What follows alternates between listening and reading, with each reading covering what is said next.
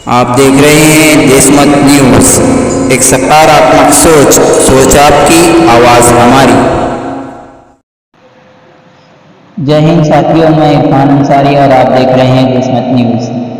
शहर मालेगांव में अखबारात के जरिए MPJ ग्रुप के सदर डॉक्टर साजिद की ओर से खबर शेयर की गई थी कि यतीम और बेसहारा बच्चों को 2250 रुपये माहाना वेतन सरकारी स्कीम के द्वारा दिया जाएगा।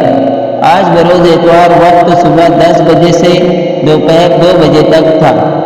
इस दौरान तेज बारिश हो रही थी, लेकिन ज़रूरतमंद लोग सैकड़ों की तादाद में मौजूद रहे। इस खबर को लेकर मालेगांव की जनता पूरी मालूमात न होने के कारण परेशान है और ये स्कीम जिनके लिए नहीं है वो भी दौड़ भाग करके परेशान हो रहे हैं। देशमत न्यूज़ की इस खबर को ज़्यादा से ज़्यादा शेयर करें ताकि ज़रूरतमंद यतीम और इस स्कीम के हकदार बच्चों को लाभ मिल सके और जिनके लिए ये स्कीम नहीं है वो बिला वजह परेशान ना हो। धन्यवाद। देखिए, ये जो स्कीम है, इस स्कीम का नाम है बाल संगोपन स्कीम। बिराए मेहरबानी, कोई भी बेवा फॉर्म लेने वाली अगर कोई खातून होगी तो वो चली जाए, उसके लिए नहीं है ये सिर्फ और सिर्फ जो है यतीम बच्चों के लिए है।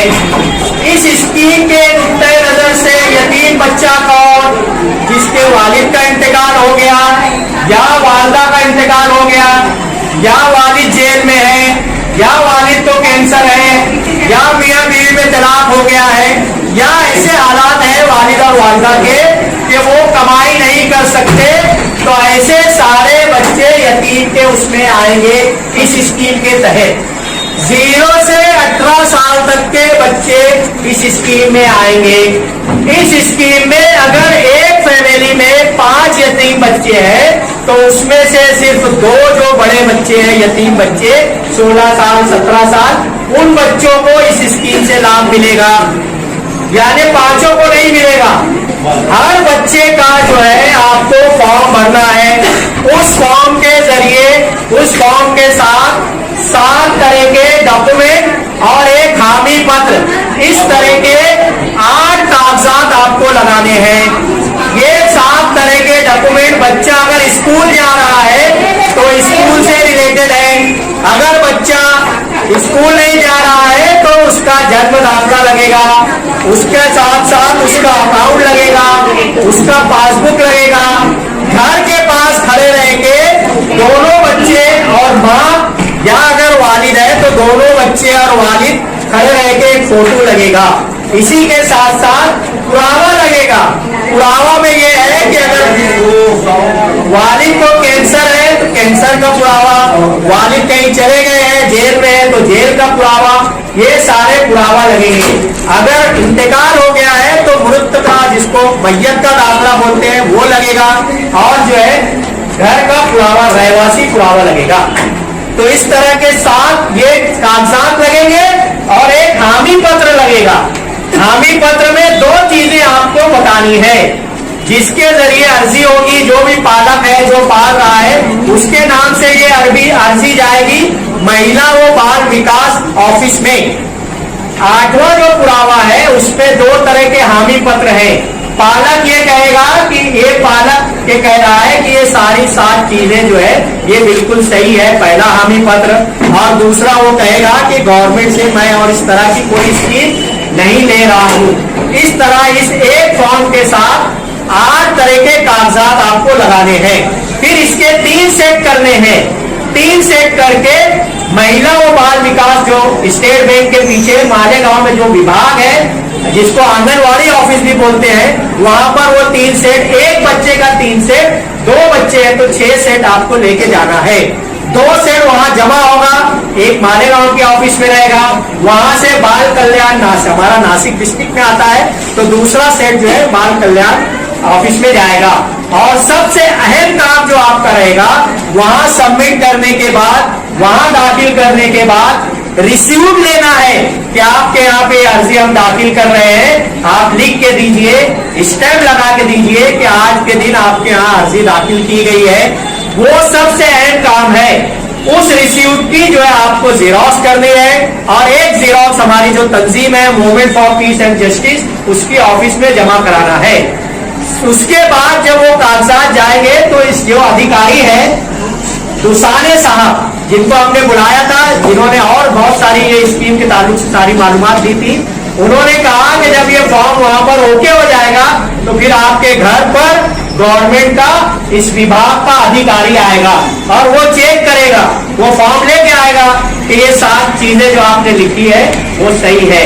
जब गवर्नमेंट का अधिकारी आके सेंशन कर देगा कि हाँ जो है ये बच्चा जो है यतीम है और ये सारी चीजें जो आपने कागजात लगा दिया वो ओके है और सेंशन होगा, उसके बाद जो है वो जो है डिपार्टमेंट में जाएगा और डिपार्टमेंट से जब सेंशन होगा तो फिर बैंक में पैसा आना शुरू होगा।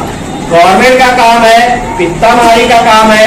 आज हम ऑफिस में जाके देख के आए, परसों से पैसा आना शुरू हो जाएगा, ऐसे ही है नहीं ना, क्योंकि बहुत टाइम लग सकता है, 2 महीना, 4 महीना, 6 महीना, साल लग सकता है। बार बार जाएंगे, आप लोग लिख के देंगे, हम जाएंगे, मिलेंगे अधिकारी को, देखिए क्या है, किसी की कोई क्यूरी निकल सकती, आपने जो भरा उसमें कुछ गलत सही हो सकता, वो क्यूरी निकल सकती, लेकिन हम सब मिलजुल के कोशिश करेंगे।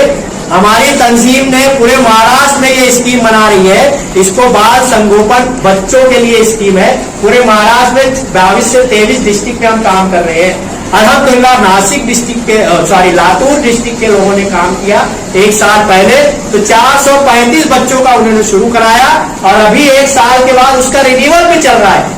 रिन्यूअल में ये है कि अगर 1 साल तक आपको पैसा आता रहा तो अगले साल आपको जारी रखना है, तो आपका बच्चा जो भी स्कूल में है, 3री में है, 4वीं में है, 5वीं में है, तो पिछले साल की उसकी स्कूल की मार्कशीट की जेरॉक्स वहां पर जमा करानी है।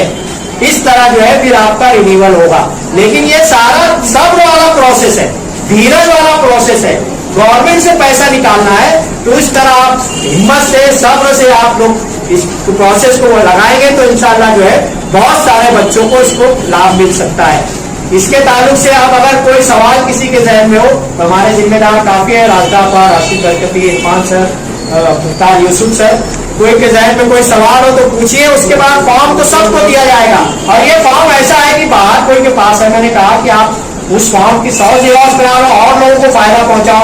आपको मालूम होता है कि रिश्तेदार में, देहात में कहीं कोई इस तरह के लोग हैं जो इस स्कीम से फायदा उठा सकते हैं, आप जेरॉक्स करके उनको दीजिए, ठीक है। सर इसमें जो आपने मतलब बताया तो इसमें तलाकशुदा बच्चों के लिए भी था।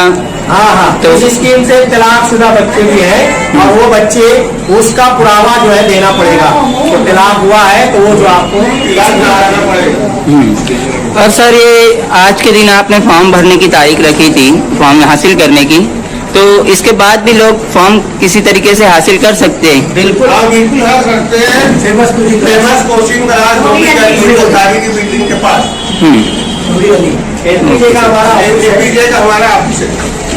Thank you.